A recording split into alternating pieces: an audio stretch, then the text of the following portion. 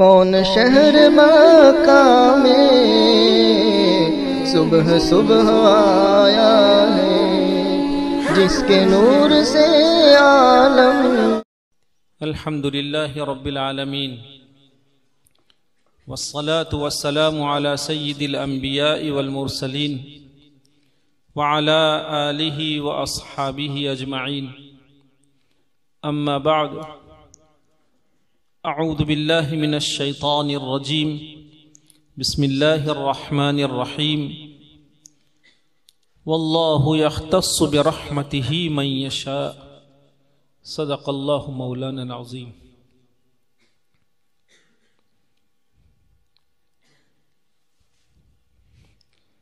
نہایت ہی حرمتوں کے حامل اصحاب علم و معرفت، بالخصوص انکلیشر مرکز اسلامی کی اس بافیض درسگاہ کے نیک دل اساتذہ کرام اور قرآن کریم کی اس بابرکت روح پرور مجلس میں موجود ہمارے مہمانان رسول صلی اللہ علیہ وسلم، نیز اللہ کے وہ منتخب بندے جو قوم و ملت کے بے خواہ ہوتے ہیں، ایسے پاکیزہ جذبات کے حامل ہمارے وہ بزرگ اور ہمارے وہ بھائی جو ان مہمانان رسول صلی اللہ علیہ وسلم کی عزت افزائی کے لیے اپنے اوقات سے کچھ ساعت کو فارغ فرما کر مجلس میں شریک ہوئے، ان بچوں کے سروں پر ہاتھ پھیرا، ان کو اپنے گہرے پسینے کی کمائی سے انعام کے عنوان سے نوازا۔ اللہ تعالی ہم سب کے مل بیٹھنے کو شرف قبول عنایت فرمائے اور اس کو ہمارے آپ کے لیے ذریعہ نجات اور ذخیرہ آخرت ثابت فرمائے۔ اس سے پہلے کہ ہم دو چار باتیں آپ بھائیوں کی خدمت میں عرض کریں، مجھے یہاں بیٹھے بیٹھے خیال آیا کہ مجھ پر اس درسگاہ کے لیے کلمات تشکر واجب ہو گئے۔ مجھے وہ سال یاد آیا جب ہمارا یہ جوان حفظ مکمل کر کے بالکل ابتدائی درجے میں تھا اور مرکز اسلامی کی طرف سے نمائندگی کرتے ہوئے شاید پہلا موقع تھا، بہت خوبصورت تلاوت بچے نے پیش کی تھی۔ اس وقت ہم نے یہیں بیٹھ کر ادارے سے درخواست کی تھی کہ یہ غیر مہذب علاقے کا بچہ ہے، ہم آپ سے درخواست کرتے ہیں کہ اس بچے کو سنبھالیے، اس کی کمزوریوں کو کسی بھی طرح جو ہے وہ برداشت کر کے، قرآن کریم تو انہوں نے حفظ کر لیا ہے، لیکن چاہے یہ عالمیت سے ان کا گزر ہی ہو جائے، ان کو عالمیت کی تکمیل کرائے۔ میں اس موقع پر یہاں کے نیک دل اساتذہ کرام، ارباب انتظام کا اپنی طرف سے اور اس بچے کی طرف سے بہت شکریہ ادا کرتا ہوں۔ ہمیں معلوم ہے کہ ایک کمزور بندے کو لے کر چلنا وہ کتنی دشوار گزار راہ کہلاتی ہے، پھر بالخصوص ایسے اساتذہ کرام کہ جن کو اللہ رب العزت نے علم کا وافر حصہ عنایت فرمایا ہو، ذوق عالی ہو، پھر طلبہ عزیز کا غیر معمولی درد ہو، ایسے اساتذہ کرام کے لیے کسی اس طرح کے بچے کو لے کر چلنا آسان نہیں ہوتا ہے۔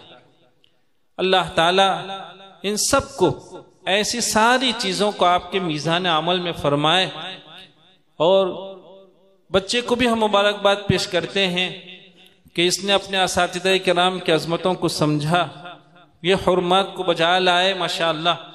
ان سے ہم امید کرتے ہیں کہ یہ مزید اس فن کو من حیث الفن اختیار کریں۔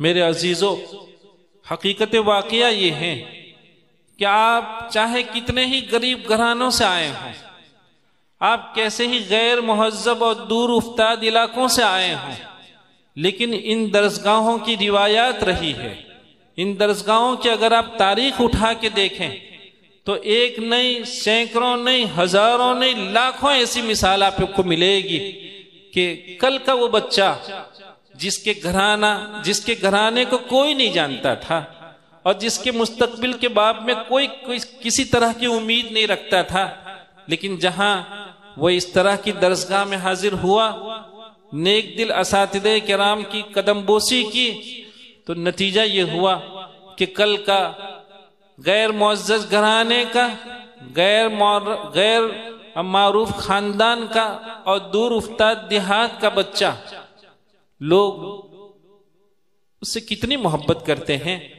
کہ اس کی راہ میں پلکیں بچھانے کے لیے بھی تیار ہوتے ہیں۔ بہت مبارک ہو ماشاءاللہ۔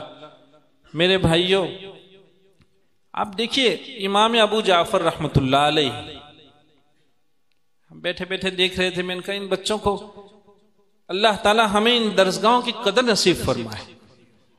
میرے عزیزوں، کچھ سال تک اپنے جذبات پر اور اپنے جو شوق ہیں اس پر کچھ سال تک بریک لگا دیا اور ان اساتذہ کرام کی گفتگو کو حرف آخر سے خیال کریں، ہماری سمجھ میں آتا ہو یا نہ آتا ہو، انہوں نے جو کچھ کہہ دیا ہے وہی ہماری زندگی کا خطہ ہونا چاہیے۔ اگر ہم نے اس طرح زندگی گزاری ہے تو ہزاروں مثالیں آپ کو ایسی ملے گی کہ دنیا کے بڑے بڑے معزز لوگ ان کی جوتیوں کو اٹھانے کے لیے جوتیوں کو اٹھانا اپنے لیے شرف خیال کرتے ہیں۔ امام ابو جعفر رحمۃ اللہ علیہ بیٹھے بیٹھے یہ دیکھ رہے تھے کہ حضرت عبداللہ ابن عباس رضی اللہ تعالیٰ عنہ کی یہاں غلامی کر رہے تھے، وہ غلام تھے، لیکن غلامی سے آزادی کے بعد جب اسی طرح کی پاکیزہ درسگاہوں کی راہ اپنائی اور اساتذہ کرام کی جوتیوں کو اپنے سر پر رکھنے کے لیے اس کو سعادت سمجھا، کہاں پہنچتا ہے ایک غلام کہاں پہنچتا ہے۔ لکھا ہے لوگوں نے کہ جب آپ کی وفات ہوئی تو ان کے داماد تھے شیبۃ بن نصاح، یہ آپ کے داماد تھے، ان کا بھی عجیب واقعہ ہے۔ شیبۃ بن نصاح یہ بہت بچپنے میں، نوعمری میں حضرت ام سلمہ رضی اللہ تعالی عنہا کی یہاں لائے گئے۔ انہوں نے ان کے سر پر ہاتھ پھیر کر ان کے لیے یہ دعا فرمائی کہ اللہ تعالی علوم قرآنیہ کی دولت سے انہیں سرفراز فرما۔ ام المؤمنین دعا فرما دے، کیا پوچھئے، قسمت بدل جاتی ہے۔ کاتب تقدیر اس کا خیال رکھتا ہے، ان کی رعایت کرتا ہے۔ تو یہ شیبۃ بن نصاح امام ابو جعفر رحمۃ اللہ علیہ کی یہاں تعلیم کے لیے حاضر ہوئے۔ امام ابو جعفر رحمۃ اللہ علیہ نے بہت اچھی تربیت فرمائی، ان کی خوب پڑھایا۔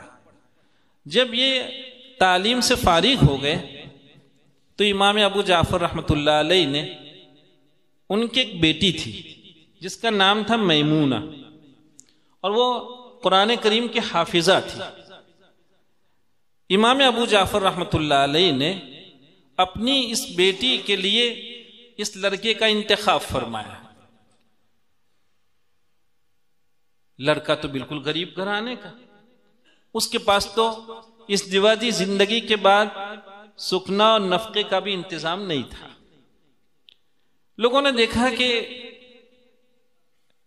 امام ابو جعفر رحمۃ اللہ علیہ کی یہ لڑکی اتنی ہونہار اور آپ نے ایک ایسے جوان کا انتخاب فرمایا۔ لوگوں نے پوچھا، میرے بھائیوں سننے والی باتیں، امام ابو جعفر رحمۃ اللہ علیہ نے فرمایا کہ اگر یہ غریب گھرانے کا جوان ہماری بیٹی کے گھرانے کو دنیاوی اسباب، ساز و سامان اور آشائش کے جتنے بھی ذرائع ہیں، اگر اس سے اس بیٹی کا گھر نہیں بھر سکے گا تو کوئی حرج نہیں ہے، لیکن یہ قرآن کریم کے نور سے اس کے گھرانے کو منور کر دے گا۔ اس لیے ہم نے ان کا انتخاب کیا۔ پھر یہ شیبۃ بن نصاح کہاں پہنچتے ہیں؟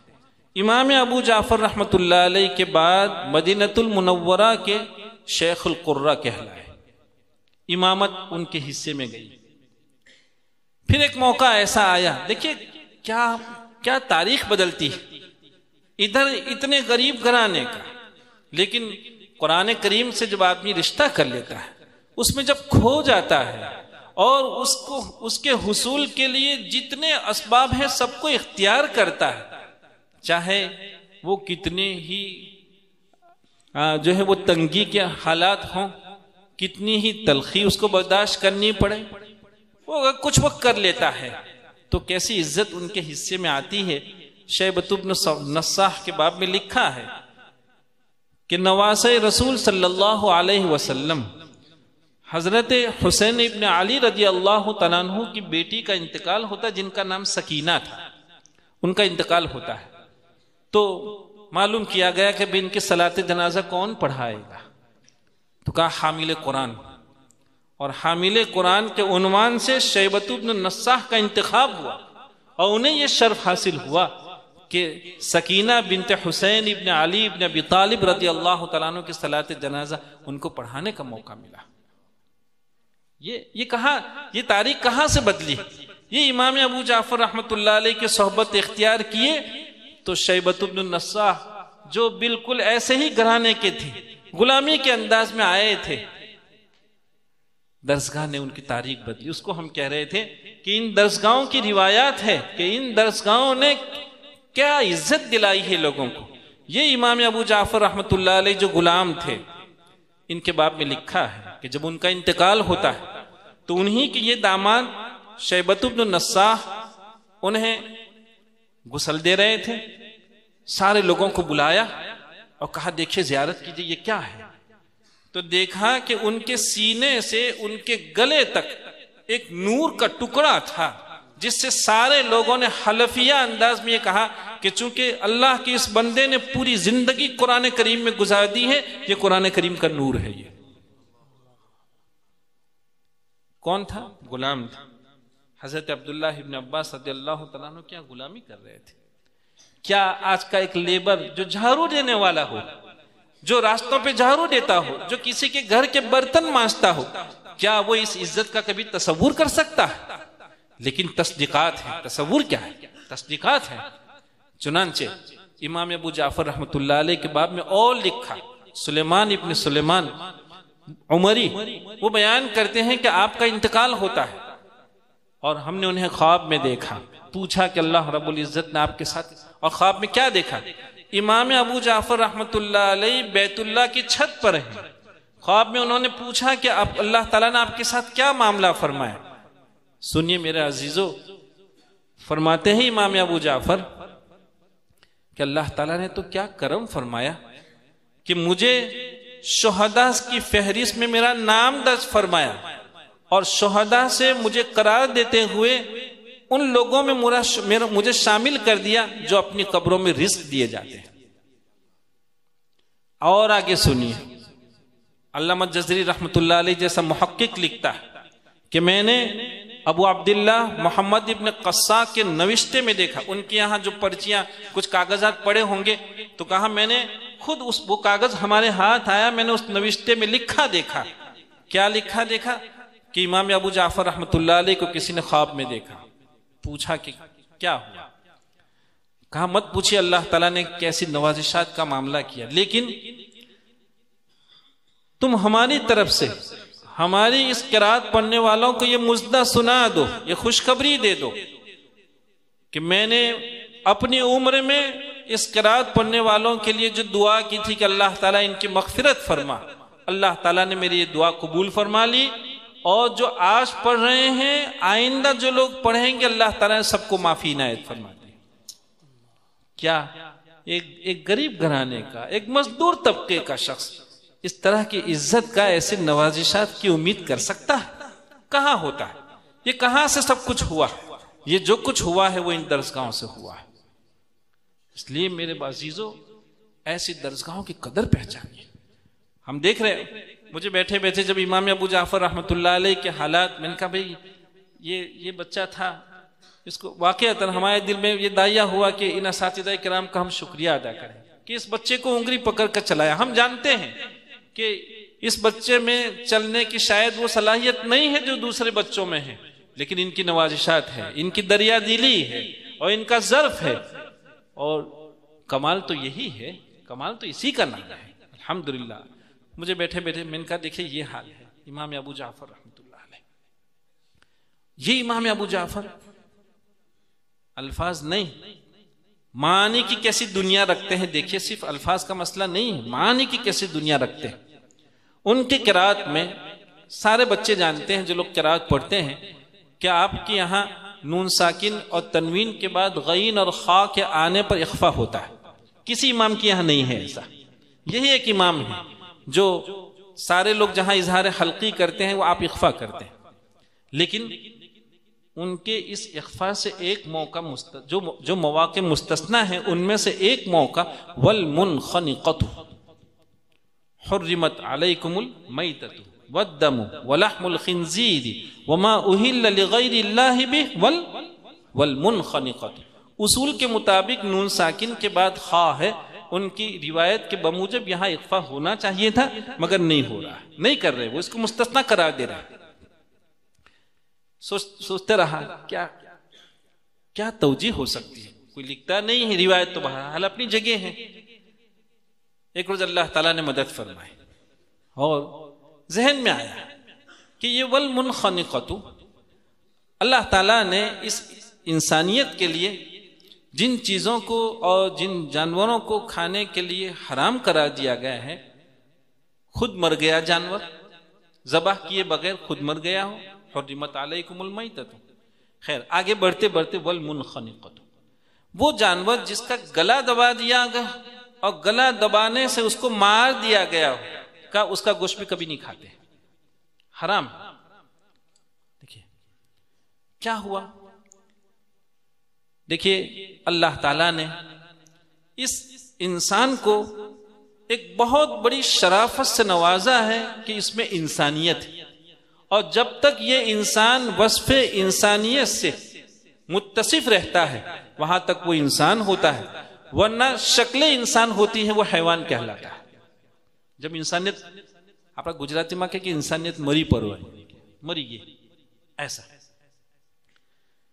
امام ابو جعفر رحمۃ اللہ علیہ فرما رہے ہیں اخفا نہیں ہوگا۔ کیوں؟ اس لیے کہ اخفا میں دیر ہوتی ہے، اخفا میں ایک الف کے بقدر گننا ہوتا ہے، اور ایک الف کے بقدر کیا، اب تو مسئلہ یہ ہو گیا ہے کہ لوگ گننے کو ایک الف تک تو جیسے تشفی نہیں ہوتی، دیر الف۔ ہم نے حضرت قاری محمد رمضان صاحب رحمۃ اللہ علیہ سے ایک مرتبہ پوچھا کہ حضرت لوگ گننے کی مقدار بیان کرتے ایک الف، لیکن تعامل تو اس کے مطابق نظر نہیں آ رہا ہے، جس کو دیکھو ایک الف سے تو زیادہ ہی گننا کر رہا ہے۔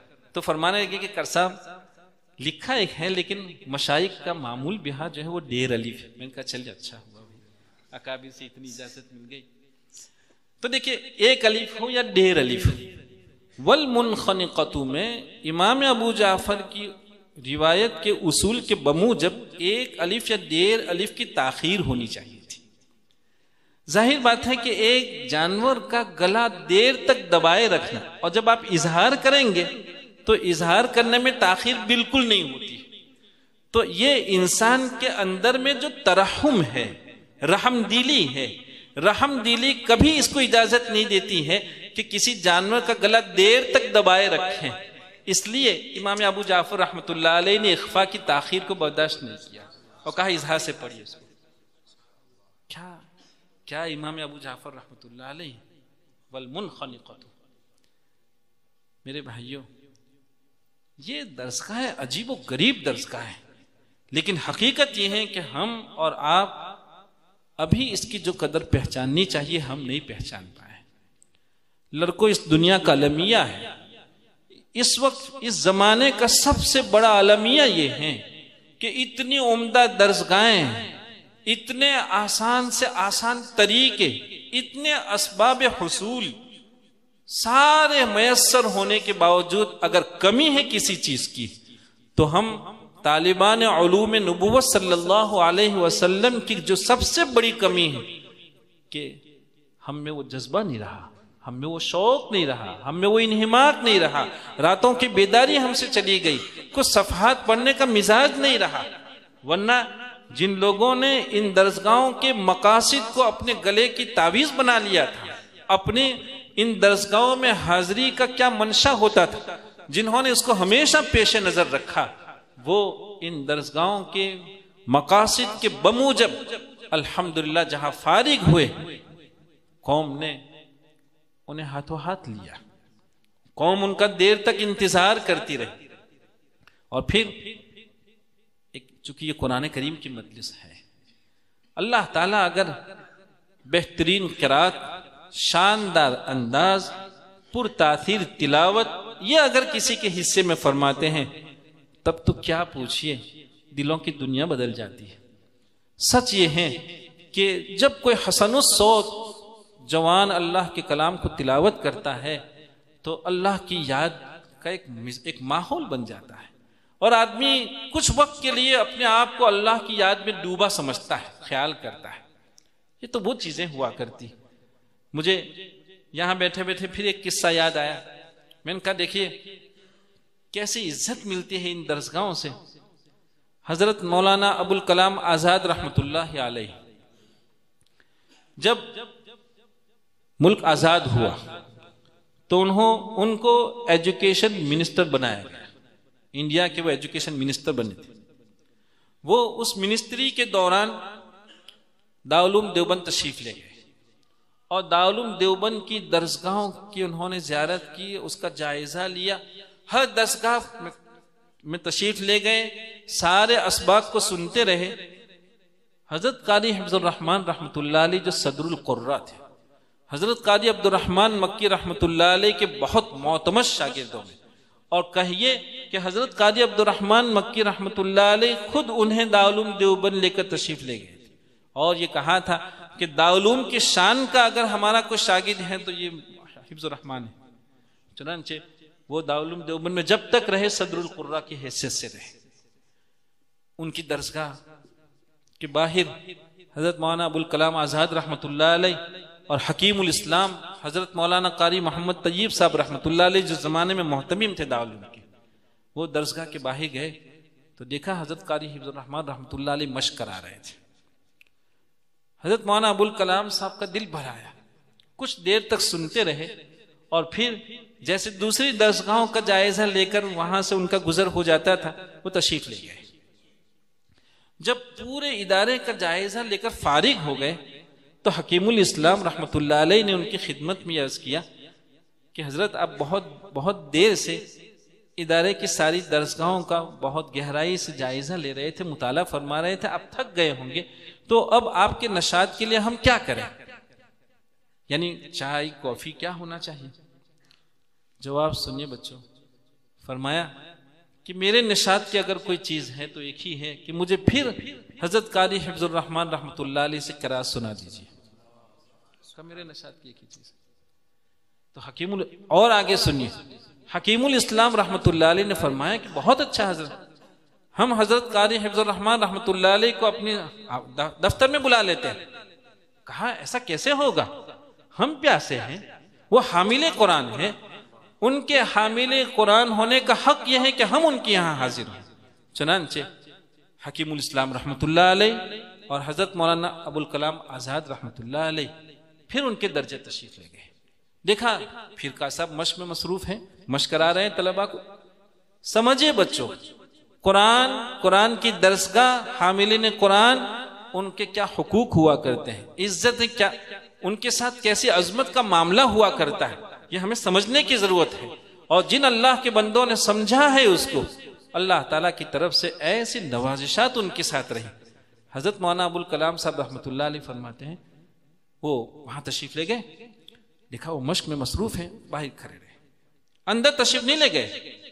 یہ ہمیں سمجھنے کی ضرورت ہے کہ بعض موقع ہم سے بھی ایسی غلطی ہو جاتی ہے کہ کوئی اچھا جوان کسی مجمع میں تلاوت کرتا ہوتا ہے اور کوئی مہمان مجمع میں داخل ہو جاتا ہے، سارا کان تلاوت پر تھا، دل تلاوت پر تھا، اور جیسے ہی کوئی شخص مجمع میں داخل ہوتا ہے تو پوری توجہ ادھر ادھر ہو جاتی ہے، قرآن سے توجہ ہٹ جاتی ہے۔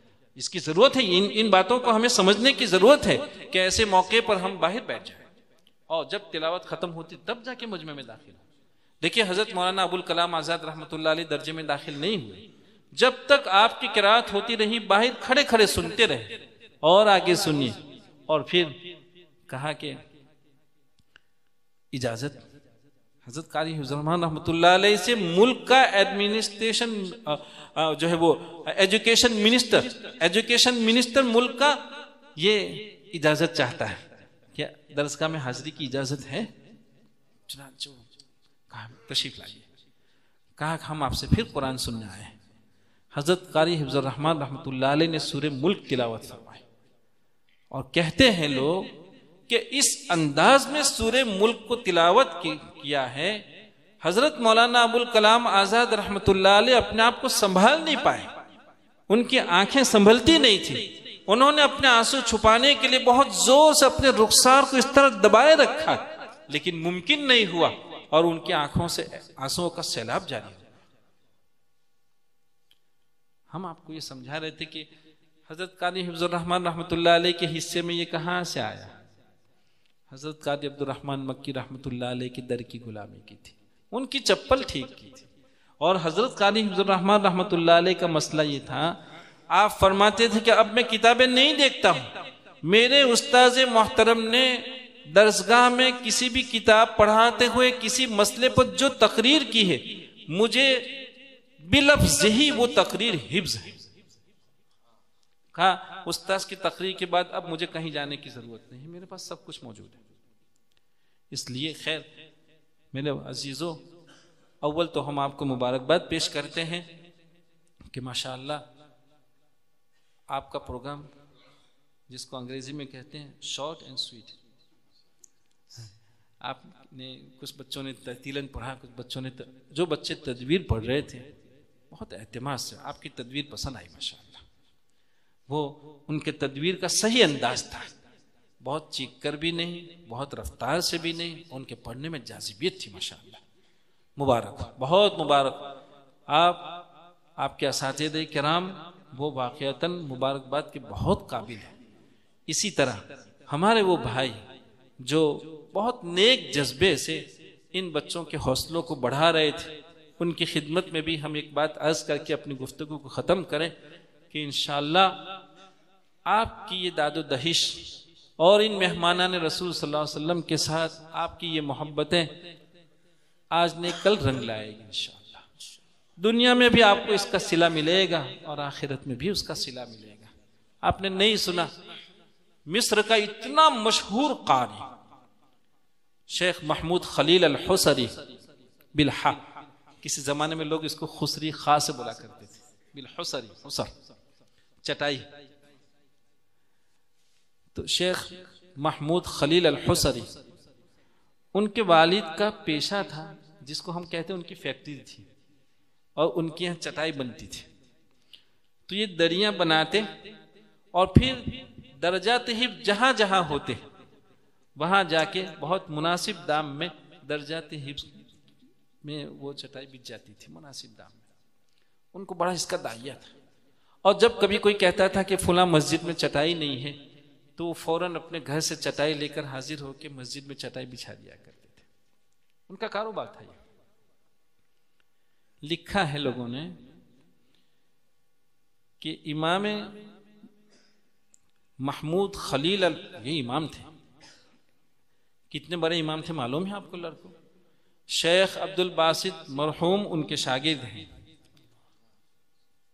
شیخ محمد صدیق المنشاوی ان کے شاگرد ہیں، اور آگے سنیے، ان کے والد جب کویت گئے اور کویت میں جب دیکھا کہ قرآن کریم کے ساتھ تحریف کا معاملہ ہو رہا ہے تو جمال عبد الناصر صحیح ذہنیت کے چاہے نہیں تھے، لیکن وہ قرہ کے دل دادا تھے. آپ کو معلوم ہونا چاہیے کہ وہ قرہ کے دل دادا تھے. ہم اس کو ابھی نہیں چھیڑتے ہیں. لیکن شیخ محمود خلیل الحصری کے والد نے کویت میں جو کچھ دیکھا، جمال عبد الناصر کی یہاں آ کے کہا کہ قرآن کریم کے ساتھ یہ کچھ ہو رہا ہے. چنانچہ صرف ان کی اس فرمائش پر جمال عبد الناصر نے قاہرہ میں اذاعت القرآن نام کا ایک ادارہ قائم کیا. قاری صاحب سے پوچھے کتنی بڑی عمارت، بہت بڑی عمارت. یہ مصر کے جو بڑے بڑے قراء ہیں وہ وہیں جا کے اپنا ریکارڈنگ کرتے ہیں. اور یہ معلوم ہونا چاہیے کہ یہ دنیا کا پہلا شخص ہے.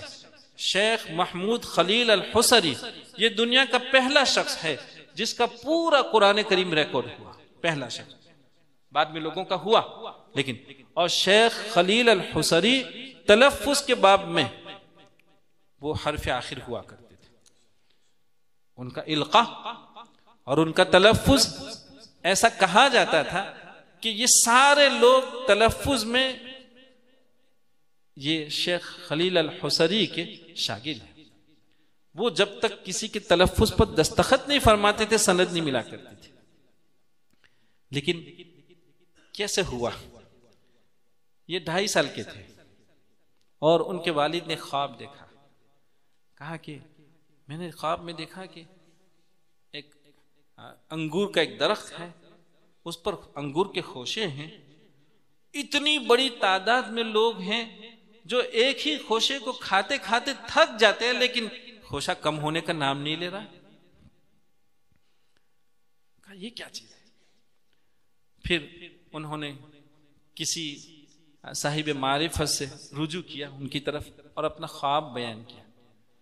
تو پوچھا کہ آپ کی یہاں اولاد بھی ہے؟ کہا اولاد ہے، چھوٹا ہے ہمارا بچہ. کہا نیت کیجئے، عزم کیجئے کہ یہ بچہ جب بڑا ہوگا تو اس کو آپ قاہرہ داخل کیجئے، جامعہ ازہر میں داخلہ دلائیے اس کو. چنانچہ شیخ محمود خلیل الحصری ان کو ان کے والد نے جامعہ ازہر میں داخلہ دیا اور پھر داخلہ دلایا. کیا ہے، کیا کیا علوم ان کے حصے میں آئے، کیسی کتابیں انہوں نے لکھا ہے کہ چونکہ ان کے والد کا یہ مشغلہ تھا کہ وہ ایسی دینی درسگاہوں کی خدمت کا داعیہ اور جذبہ رکھا کرتے تھے تو اللہ تعالیٰ نے دنیا میں تو یہ صلہ دیا ہی ہے، نہ معلوم آخرت میں اللہ تعالیٰ کی طرف سے کیا کیا مقام وہ پائیں گے. اللہ تعالیٰ ہمیں اور آپ کو ایسی درسگاہوں کی صحیح قدردانی نصیب فرمائے. اگر ہم طالب علم ہیں تو اللہ تعالیٰ ہمیں ایک طالب علم کی جو مسئولیات ہوا کرتی ہے، جو طالب علم کی جو ذمہ داری ہوتی ہے، میرے بچوں اللہ سے روزانہ مانگنے کا اہتمام کرو. دیکھیے ہم میں سے دھیرے دھیرے مانگنا اور راتوں میں اٹھ کر آنسو بہانا یہ دھیرے دھیرے ہم میں سے ختم ہو رہا ہے. کیا عجیب بات ہے، محتاج ہیں اور حاجت روا کی یہاں جانے کی توفیق نہیں ہوتی ہے. بچوں مانگو، اللہ سے خوب مانگو کہ اللہ تعالیٰ کسی بے راہ روی سے ہماری حفاظت فرما. آپ نے جب ان درسگاہوں کے لیے اتنے کروڑ انسانوں میں سے ہمارا انتخاب فرمایا ہے تو آپ یہ بھی کر سکتے ہیں کہ آپ ہمیں وہ توفیق دیں اور وہ اسباب ہمارے حصے میں فرمائیں کہ ہم آپ کے انتخاب کے لاج رکھ سکیں. اس کو مانگنے کی ضرورت ہے. تو اگر ہم طالب علم ہیں اللہ تعالیٰ ہمیں اپنی مسئولیات کا احساس نصیب فرمائے. ہم مدرس ہیں اللہ تعالیٰ اس کا ہمیں احساس نصیب فرمائے. بہت دل کی گہرائیوں سے مبارکباد پیش کرتے ہیں اور حاجی اقبال صاحب سے کہتے ہیں کہ بھائی اللہ کی ذات بے نیاز ہے، اللہ کی ذات بے نیاز ہے. بے نیازی کو بھی سناتا نہیں کہ قرات کی خدمت کیسے لوگوں سے اللہ تعالیٰ نے لی. جائیے حیدرآباد ادارہ کلیمیہ دیکھیے کیا ادارہ کلیمیہ ہے. قاری کلیم الدین صاحب رحمۃ اللہ علیہ کون تھے؟ وہ آکسفورڈ یونیورسٹی کے فاضل اور وہاں سے PhD کر کے حیدرآباد تشریف لائے. 35 سال تک حیدرآباد کی یونیورسٹی میں انہوں نے پروفیسرنگ کی اور جب وہ ریٹائر ہوئے ہیں تو قرات کی راہ اپنائی. اور کیسے قاری بڑے بڑے قراء ان سے سند لیتے تھے. ہم نے خود ان سے سند لی. جب ہم ان کے یہاں گئے سند کے عنوان سے تو وہ بستر پر تھے، وہ صاحب فراش تھے. لیکن کمال کی بات تھی 90 سال سے اوپر ان کی عمر ہو رہی تھی لیکن مجال ہے چہرے پر کوئی جھرجھری ہو، خوبصورت چہرہ، نورانی ماشاءاللہ. اور جب ہم نے ان سے درخواست کہا کچھ سنائیے، کچھ سنایا. تو سنانا تو جانتے ہی تھے، سنایا. تو فرمایا کہ بھئی اتنے پر سند نہیں ملا کرتی. کہا نہیں کچھ کتاب بھی پڑھتے ہیں؟ میں نے کہا جی حضرت. کہا اچھا کچھ سوالات کیے. تو جب سوال کرنے لگے تو اندر میں ہم دعا کر رہے تھے کہ لاج رہے، اللہ پاک لاج رکھے. انہوں نے کچھ سوالات کیے تو اساتذہ کرام کی توجہات الحمدللہ حاصل رہی، اور ان کی برکات سے کچھ ایسے جوابات بن گئے کہ انہیں اطمینان ہو گیا. انہوں نے فرمایا کہ اچھا ہمارا ہاتھ پکڑیے. چنانچہ ہم نے ان کا ہاتھ پکڑا، انہوں نے دستخط فرمایا. کون ہے یہ کلیم؟ یہ اللہ کا وہ بندہ ہے جس نے اپنی پوری جائیداد ادارہ کلیمیہ کے نام وقف کر دی. اور ہم نے سب سے پہلے نثر المرجان جیسی قرات کی اگر زیارت ہمیں نصیب ہوئی تھی تو ان کے کتب خانے میں تھی. اس زمانے میں، یہ 1984 کی بات کر رہا ہوں، اس زمانے میں ان کے کتب خانے میں 350 کتابیں صرف قرات کی تھی. جب ہندوستان میں آپ دیوبند چلے جاتے، سہارنپور چلے جاتے، ندوہ چلے جاتے، وہاں کی مارکیٹ میں فوائد مکیہ، جامع الوقت اور اس کی کچھ شروحات کے سوا کچھ نہیں ملتا تھا. اس زمانے میں ان کے یہاں صرف علم تجوید و قرات کی 350 کتابیں تھیں. کس سے کام لیتا ہے اللہ تعالیٰ؟ کس سے کام لیتا ہے؟ ایک وہ پروفیسر جو آکسفورڈ یونیورسٹی میں پی ایچ ڈی کر کے آیا تھا، اور یہاں اتنے سال تک انہوں نے پروفیسرنگ کی تھی. اللہ کی ذات بے نیاز ہے میرے بھائیوں. اقبال بھائی یہ سمجھنے کی کوشش کریں. ہاں اتنا ضرور ہے کہ ہم ناتجربہ کار ہیں. ضرورت اس بات کی ہے کہ تجربہ کار اساتذہ کرام کے ساتھ ہم رابطے میں رہیں اور ان کے نصائح کو ہم سر چڑھائیں. ادارہ اللہ تعالیٰ کا ہے، وہی اس کی حفاظت کرنے والا ہے. یاد رکھو کوئی محافظ نہیں ہوتا، ہم تو صرف ایسے ہی اسباب کے طور پر. میں نے حضرت قاری کلیم اللہ صاحب رحمۃ اللہ علیہ کے یہاں دیکھا، جب سند مل گئی تو کہا کہ بھئی ان کو ہمارے یہاں درجے میں لے جاؤ. ہمیں درجے میں لے گئے تو دیکھا 65 سال کی 70 سال کی بوڑھیا تجوید و قرات کا پرچہ لکھ رہی تھی. کیا ہم میں کا کوئی قاری اپنے یہاں یہ ماحول بنا سکا ہے کہ وہ اتنی بڑی عمر کی عورتیں ان کے یہاں اس طرح امتحان دیتے ہو، قرات کا شعبہ قائم ہو؟ دیکھیں اللہ تعالیٰ کس سے کیا کام لیتے ہیں.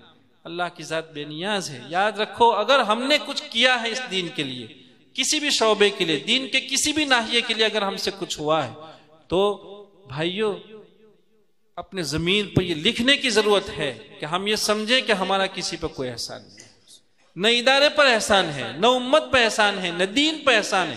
احسان ہے تو اس ذات کا ہے کہ اس نے ہمیں خدمت کے لیے قبول فرمایا. اللہ تعالی ہم سب کی مل بیٹھنے کو قبول فرمائے. میں پھر ایک مرتبہ آپ کو مبارکباد پیش کرتا ہوں. وآخر دعوانا ان الحمدللہ رب العالمین.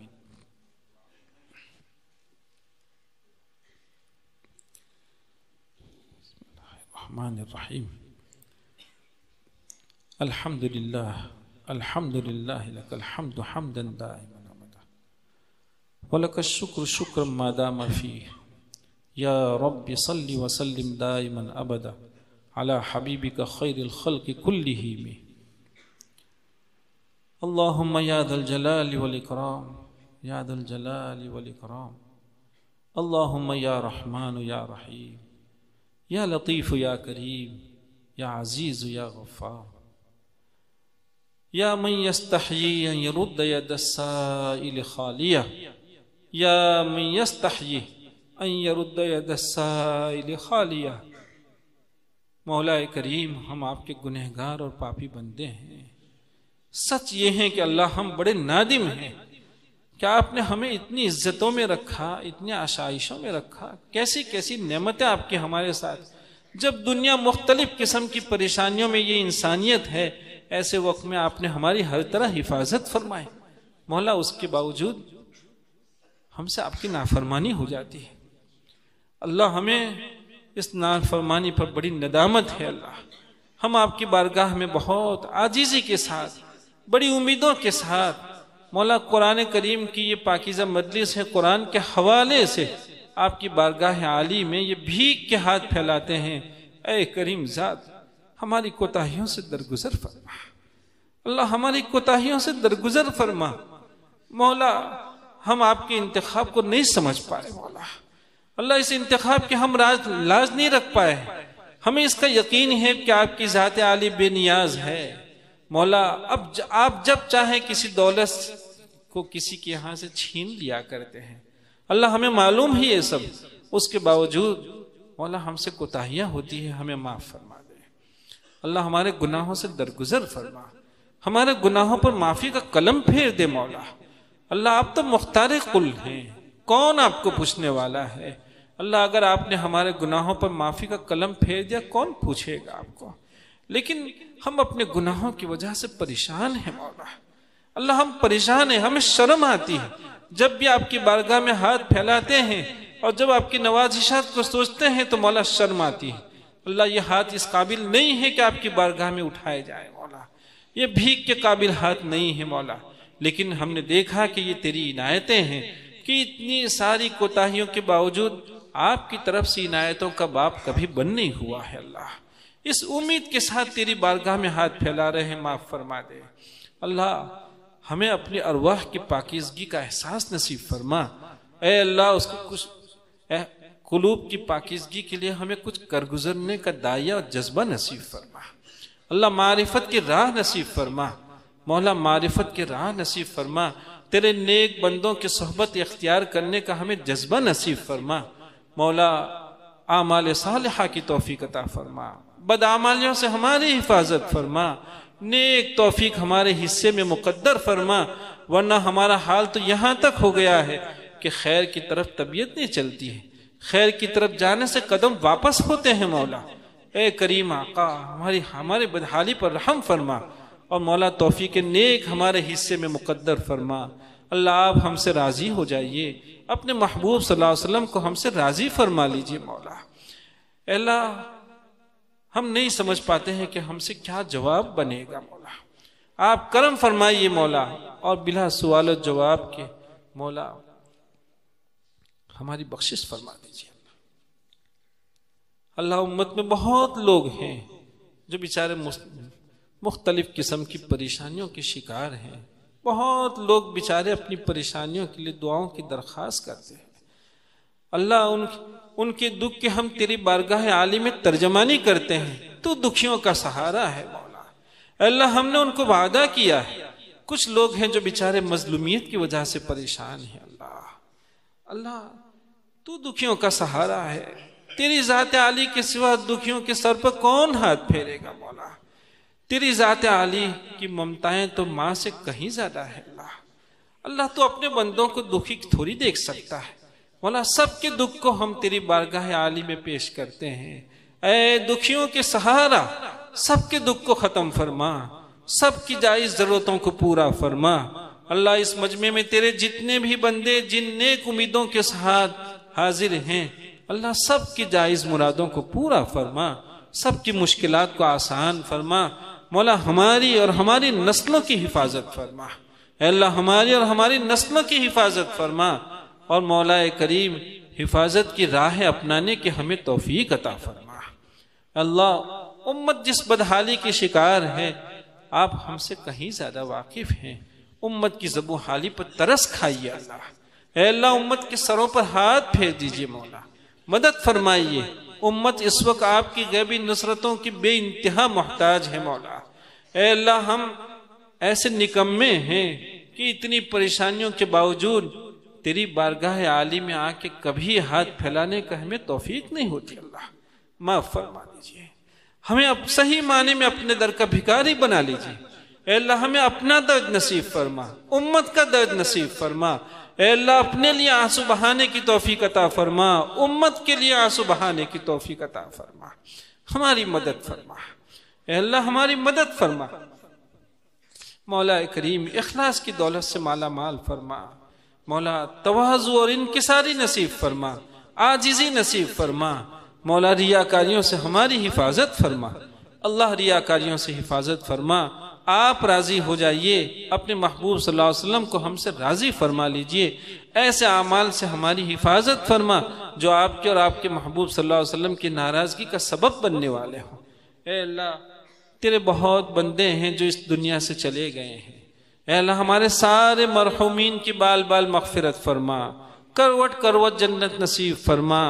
بالخصوص حضرت مولانا موسیٰ صاحب ان کے صاحبزادے مولانا اسماعیل صاحب، کوساڑی کے مولانا اسماعیل صاحب اور مولانا آدم صاحب، اللہ یہ جو ابھی آپ کو پیارے ہوئے ہیں ان کے لیے ہم تیری بارگاہ عالی میں اس کی بھیک مانگتے ہیں کہ مولا بال بال مغفرت فرما، کروٹ کروٹ جنت نصیب فرما، ان کی قبروں پر رحمتوں کی بارشیں برسا، ان کو اپنے خصوصی فضل سے نواز دے مولا، اور انہوں نے جو کچھ دنیا میں رہ کر یہ کاوشیں کی ہے صدقات جاریات کی حیثیت سے ان کو قبول فرما مولا، ان کے لیے قبول فرما مولا، اور ان جانے والوں کو عبرت کی نگاہوں سے دیکھنے کی ہمیں توفیق عطا فرما۔ اللہ سب جانتے ہیں کہ کوئی نہیں جانتا ہے کہ اس کی زندگی کی کتنی ساعت بچی ہیں، اللہ جو کچھ ساعت بچی ہیں مولا نیکیوں میں اس کو گزارنے کی توفیق عطا فرما۔ اے اللہ ان ساعت کو ضائع کرنے سے ہماری حفاظت فرما مولا، حسن خاتمے کی دولت سے مالا مال فرما، سوء خاتمے سے ہماری حفاظت فرما، حاملین قرآن کی فہرست میں ہمارا نام درج فرما۔ اللہم انا نسألک من خیر ما سألک منہ نبیک محمد صلی اللہ علیہ وسلم ونعوذ بک من شر ما استعاذک منہ نبیک محمد صلی اللہ علیہ وسلم، انت المستعان وعلیک البلاغ ولا حول ولا قوة الا باللہ العلی العظیم برحمتک یا ارحم۔